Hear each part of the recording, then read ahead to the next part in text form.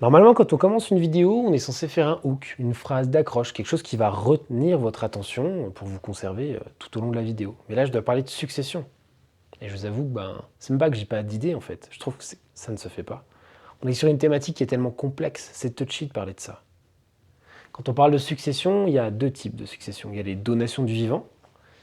Par exemple, mon grand-père actuellement, du côté paternel, est en train de diviser des terrains et veut transmettre des terrains constructibles à chacun de ses enfants. Et pour le coup, moi, comme mon père est décédé lorsque j'étais enfant, je vais peut-être être l'héritier de ce terrain. C'est assez particulier à vivre et je me suis posé beaucoup de questions. On a aussi ce chalet dans lequel je suis, qui était du côté maternel. Mon grand-père, qui était propriétaire de ce chalet, qui est décédé. Et donc lui, il a fait un héritage en étant décédé, l'héritage qu'a reçu ma mère. Donc on a d'un côté les donations du vivant, de l'autre côté l'héritage, et tout ça, ça fait partie de la grande famille des successions. Vous pouvez recevoir de l'argent, des terrains, des actions en bourse. Aujourd'hui, j'ai envie de me consacrer sur l'immobilier parce que au sein de ma famille, en tout cas, il y a apparemment plusieurs biens immobiliers. Moi, je ne me rendais pas compte. Oui, mes grands-parents, ils ont une maison. Apparemment, il y a des forêts, il y a des terrains, il y a du chalet. Du côté de mon père. Et en fait, du côté de ma mère, c'est la même chose. On a des propriétaires terriens. Et je vous avoue que c'est un peu une angoisse. À la base, c'est un peu une angoisse parce que s'ils se décident à déléguer ces choses, parce qu'ils pourraient les donner à une association, ben, il va y avoir une forme de partage au niveau des frères et sœurs, si, suivant comment est-ce que c'est défini. Et après, qu'est-ce que chaque personne va faire de chacun de ces biens immobiliers? Donc j'ai essayé de réfléchir en me disant, voilà, du terrain, du chalet, de l'appartement aussi, de la maison, peu importe. Il y a tout un tas de types de biens qui existent. Et donc on est parti avec cette thématique, quoi. Moi, la première question que je me suis posée, elle est assez simple et analytique, pour éviter d'être dans l'émotionnel, parce que souvent, il y a des souvenirs dans chacun de ces biens.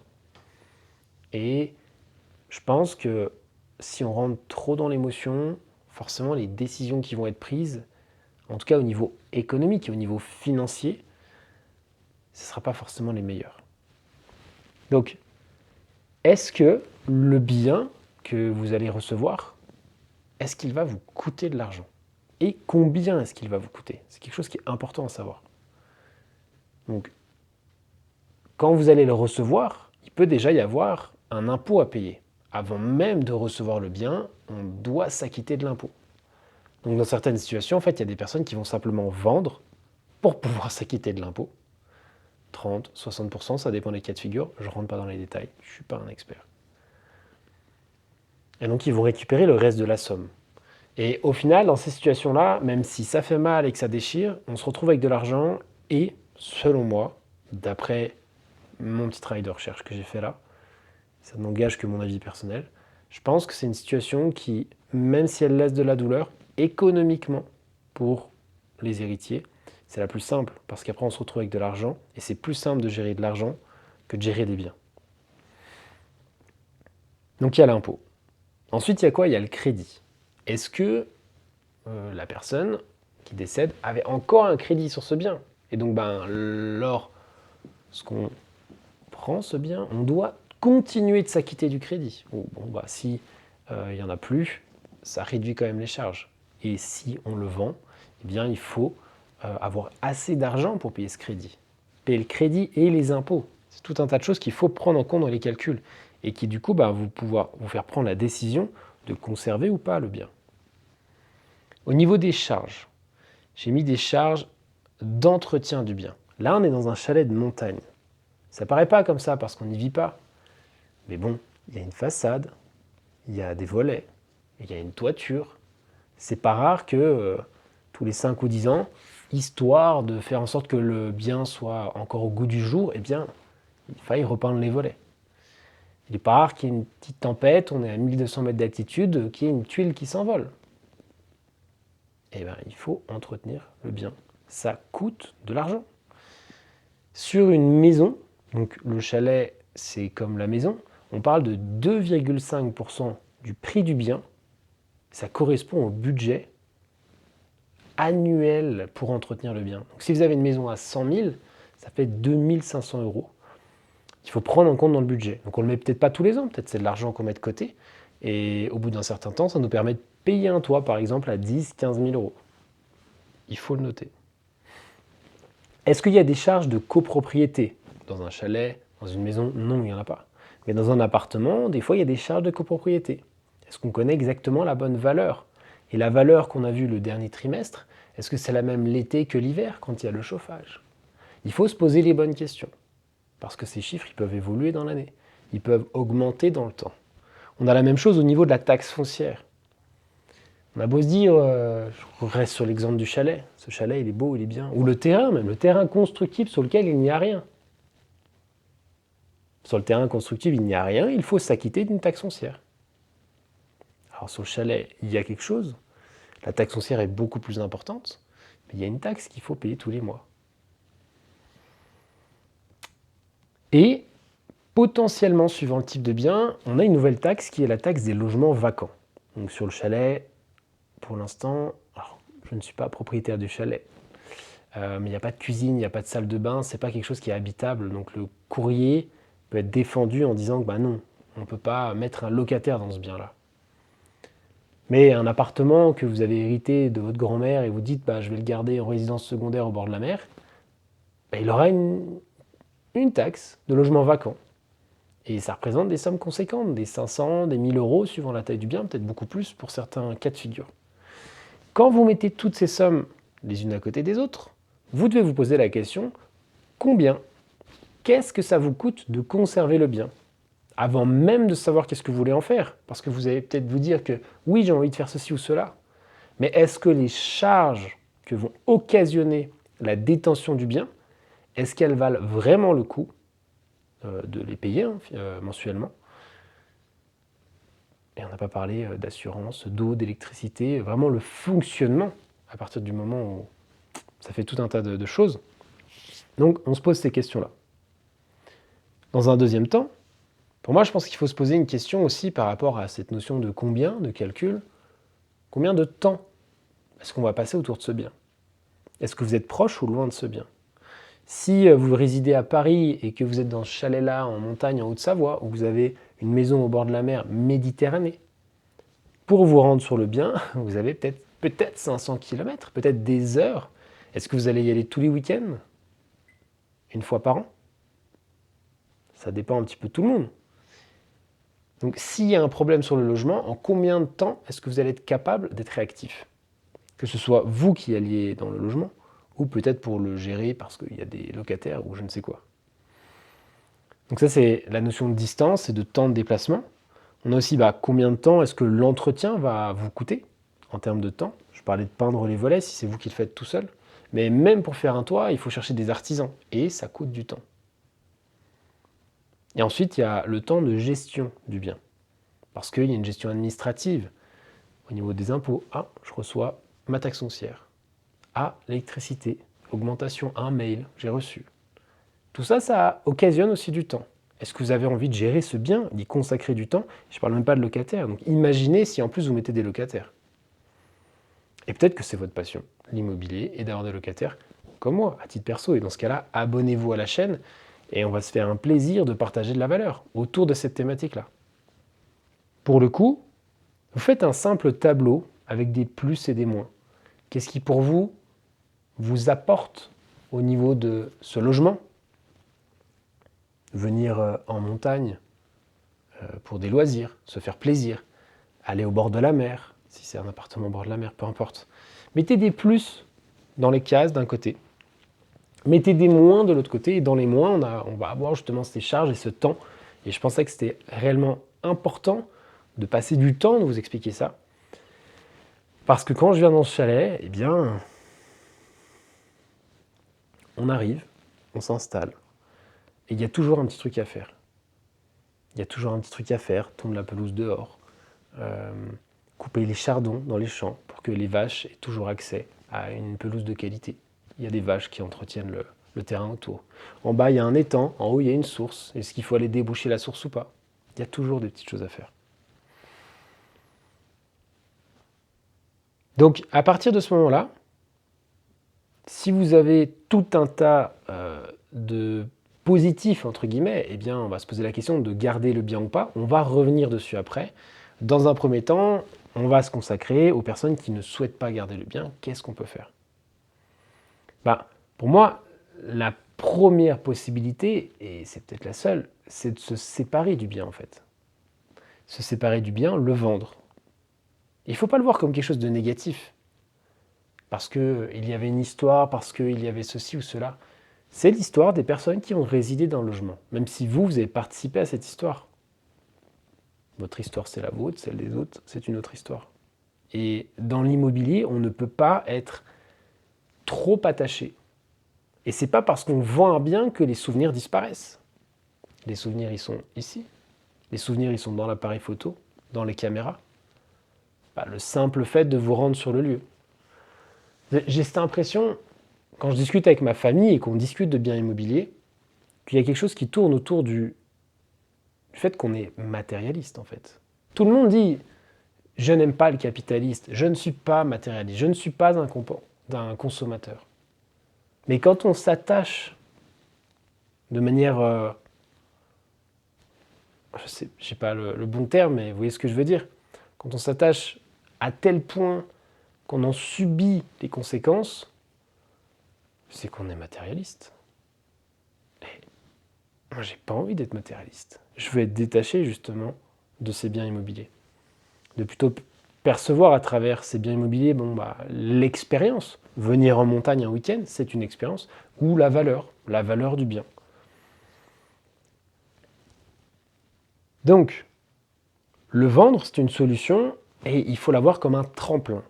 Comme un tremplin parce que vous allez récupérer de la valeur financière, et cette valeur, vous allez pouvoir l'utiliser pour faire autre chose. C'est ça qui est important. Est-ce que vous allez faire aussi bien? Est-ce que vous allez faire mieux? Tout dépend de vos objectifs personnels. Et vos objectifs personnels ne sont pas les objectifs de vos voisins, de votre famille, qui sera tout à même de vous dire ce qu'elle pense que vous devriez faire, alors que ce n'est pas vous. Vous êtes votre propre personne, prenez une feuille et un stylo, et dites-vous ce que vous voulez faire dans la vie, ce que vous ne voulez pas faire, et ça va vous aider à prendre des décisions. Donc, le tremplin. Quand je parle de tremplin, qu'est-ce que ça veut dire? Vous allez récupérer une manne financière. Peut-être 10, 20, 50 000, 100 000, parfois beaucoup plus d'euros. Il y a des personnes qui pourraient tout claquer, se faire plaisir. Pourquoi pas? Je vais rester quand même concentré sur l'immobilier en se disant que vous échangez ce bien contre un autre bien en fait. Vous récupérez la valeur et vous partez sur un autre projet qui vous concerne. Parce qu'on est sur une chaîne d'immobilier et que je me consacre à ça pleinement. Vous pouvez peut-être acheter autre chose. Donc ce chalet se transformerait en résidence principale. Au final, si c'est dans vos objectifs, peut-être que la personne qui est décédée, elle est contente de se dire que ce bien-là pourrait servir à quelqu'un d'autre, mais en tout cas que cette transmission d'héritage vous a permis à vous de vous sécuriser dans une situation à un autre endroit. Peut-être que ça vous permet, je l'ai déjà teasé, à un autre endroit, de pouvoir acheter ailleurs. Parce que le bien dont vous allez hériter, il n'est pas proche de votre travail, de votre famille, de vos amis. Peut-être que vous n'avez pas envie d'aller sur ce lieu de manière récurrente. Peut-être que vous allez acheter un bien qui sera plus adapté à vous. Peut-être parce que, je reprends l'histoire de chalet, il n'y a pas d'eau, il n'y a pas d'électricité, ça va être très compliqué de le louer de manière pérenne, par exemple, pendant une partie de l'année, et puis se dire que j'en profite à un autre moment. Voilà, peut-être mieux le vendre, et puis acheter quelque chose d'autre ailleurs, qui sera beaucoup plus facilement loué dans l'année, et qui aurait un intérêt de placement pour la retraite, par exemple. Alors qu'ici, il va simplement coûter de l'argent. Oui, il y a ce petit plaisir de venir, mais si je viens 1 ou 2 fois par an, par rapport aux sommes qu'il faut débourser chaque mois, c'est pas forcément rentable. Donc, si on repart du principe qu'on va conserver le bien, et c'est là où est tout l'objet de ma chaîne YouTube, je parle d'immobilier, et je parle d'une stratégie qui est un positionnement vraiment différenciant par rapport à toutes les personnes qui font de l'immobilier. Achetez un Airbnb, faites des immeubles de rapport, du marchand de biens. Dans tous les cas de figure, il y a des avantages et des inconvénients. Le Airbnb, oui, vous allez faire plus d'argent, mais il faut travailler plus. Et demain, s'il y a une loi qui change, vous êtes mort. Si vous faites de l'immeuble de rapport, peut-être qu'il vous faut une ville qui est rentable, et peut-être que c'est à 200 km de chez vous, et vous n'avez pas envie de vous taper les kilomètres tous les week-ends pour aller voir vos locataires. À chaque changement. Et puis le jour où il y a un squatter, vous n'êtes même pas sur place. Peut-être que le marchand de biens, c'est quelque chose qui vous intéresse, mais en fait, on ne se rend pas compte du nombre de connaissances qu'il faut avoir. Et la moindre perte, c'est pas 5 ou 10 000 euros qu'on perd. C'est des sommes du style 50 ou 100 000 euros. Il faut avoir un apport colossal. Et les risques sont énormes. Peut-être qu'il serait plus intéressant d'investir dans j'appelle ça, de l'immobilier hybride. Je vous mets une petite vidéo en lien dans la description. Si ça vous intéresse d'en savoir plus sur cette stratégie, et vous allez voir que je vais rapidement l'étayer là-dessus. Est-ce que c'est envisageable de conserver le bien ou pas? Donc on peut se poser la question, est-ce que c'est envisageable de le conserver dans les conditions actuelles? Je vais rester sur l'exemple de chalet là, mais ça peut être un appartement, ça peut être ce que vous voulez. Dans les conditions actuelles, le chalet, il a un coût. Est-ce que je peux mettre un locataire de temps en temps pour réduire ce coût? Même ne serait-ce que 3-4 semaines de Airbnb par an l'été, est-ce que ça me permettrait de payer la taxe foncière et compagnie? Et je pourrais dormir sur mes deux oreilles au niveau économique. Ça, c'est une possibilité. Est-ce que c'est un appartement dans lequel je peux aller m'installer du jour au lendemain, en claquant des doigts? Là, c'est quand même vachement cool. Je conserve le bien, son histoire, et il me sert à titre personnel. Et là, pourquoi pas se battre et faire des efforts pour conserver le bien? Je pense à ma tante, par exemple, qui a récupéré une partie, donc il y avait une énorme corve de ferme chez ma grand-mère et mon grand-père, récupéré une partie pour faire un appartement dedans. Et puis ensuite, c'est sa fille qui a fait un autre appartement dedans. C'est une manière de voir les choses. Est-ce que vous pouvez en faire votre résidence principale? Bon, je l'ai un petit peu dit, d'une certaine manière, parce que ma tante, ma cousine, elles ont chacun été dans l'idée de posséder leur résidence principale, de vivre dans leur résidence principale.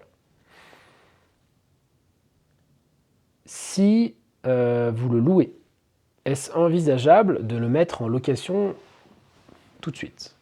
Là, on peut conserver le bien, parce que ça va justement payer les différentes factures.